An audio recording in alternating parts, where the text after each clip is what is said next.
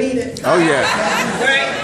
I love that because 6 years ago, you couldn't have told me that this is what I was going to be doing. See, I came from working for the Secretary of Defense. I worked for TSA, Homeland Security. I used to be the person that went into the airports and was responsible to make sure that you were on those planes safely.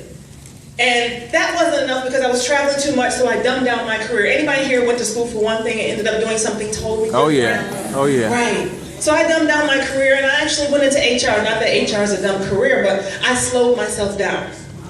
And even then, the responsibility became great.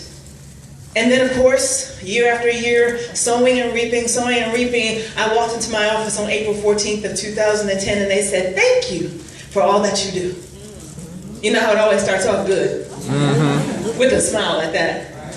But in 6 months, you know the word about the word but, it negates everything that came before it. He said, but in 6 months, your position as you know it will no longer exist. I got any single moms, single dads in the room? Can you imagine what it was like having to go home and overnight my whole world was flipped upside down? That my daughter at that time, she was 12.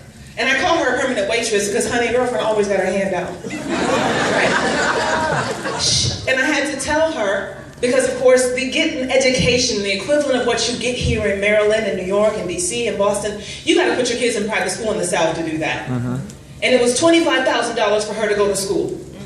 But at the time, what could you do with $330 a week in unemployment that they had the audacity to tax? Right? Nothing. And then, of course, one by one, all those things that my grandmother told me to do, go to school, get a good education so you can get a safe and secure job. I really want to figure out, can we figure out how to put that in a store where we can give Sally Mae back the degrees and they can refund those student loans we Right. have? Right? Because none of that worked. None of it. And then, of course, they took the house. My daughter came home and she saw a note on the door and it said, this property belongs to Bank of America.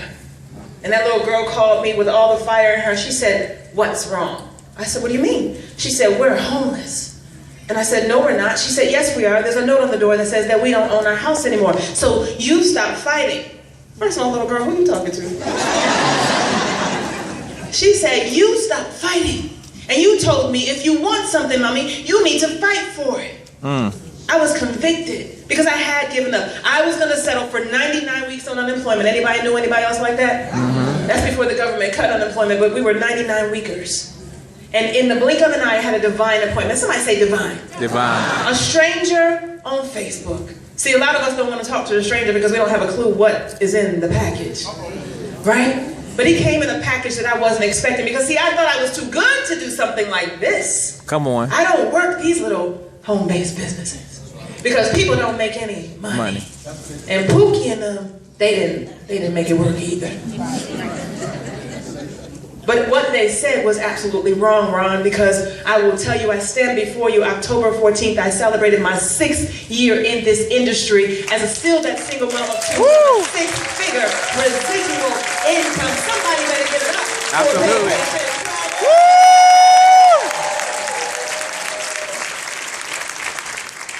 Don't let anybody tell you what you can't do.